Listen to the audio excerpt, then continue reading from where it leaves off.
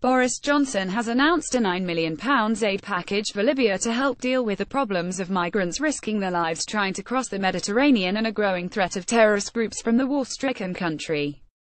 The Foreign Secretary announced the extra funding as he made his second trip to Tripoli in just 4 months, where he visited UK naval officers training the Libyan Coast Guard in search and rescue.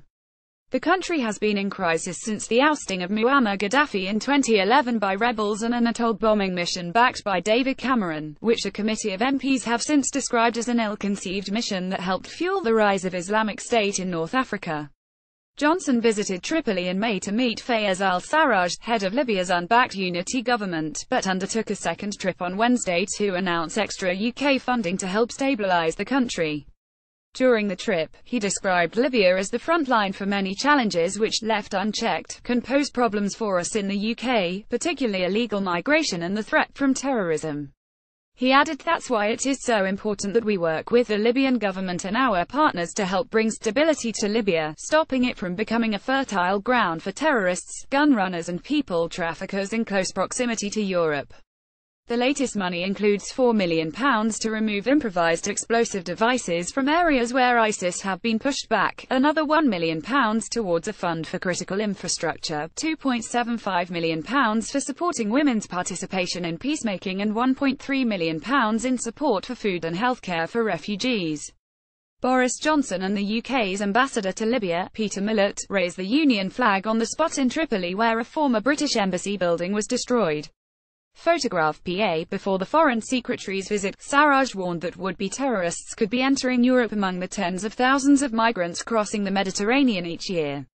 But Fiona Smith, Oxfam head of humanitarian campaigns, said it was wrong for the UK to back a solution of turning people back to Libya when they were trying to flee. She said it was disturbing that Boris Johnson is talking about preventing people who are fleeing violence and destitution at home from leaving Libya. Research we conducted with people who fled through Libya found that all but one of the women questioned had suffered sexual exploitation and 3/4 of people had witnessed murder or torture. She said, "Aid for people traveling through Libya is welcome, but Britain should be helping them to find safety, not trapping them in a country where they face violence and abuse." The collapse of the economy and oil production has led to a political vacuum in which extremist militia groups have proliferated and tens of thousands of refugees have tried to cross the Mediterranean to Europe. The country's political landscape is also divided into two factions, with Sarraj controlling part of the country and his rival, Khalifa Haftar, dominating other areas. But the two men have agreed to work towards fresh presidential elections by March. Johnson also visited Tunisia on Tuesday evening for talks with Ghassan Salameh, the new UN Special Representative on Libya, who has been brought in to help break the political deadlock. While in Tunis, he met senior members of the Tunisian government after the UK's decision to lift its advice against travelling to most of the country.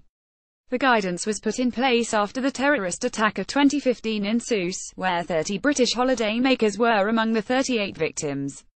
After visiting the Bardo Museum, which was also subject to a terrorist attack in 2015, Johnson said improvements to security in Tunisia had allowed the UK to change its travel advice.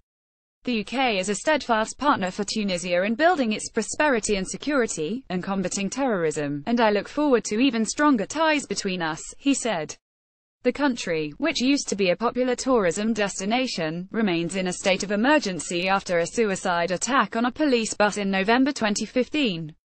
The Foreign Office continues to warn that terrorists were still likely to try to carry out attacks in Tunisia and that people should remain vigilant, especially around religious festivals and sites. It also continues to advise against all but essential travel to the south of the country and warns against any travel at all to areas close to the border with Libya and some it shares with Algeria.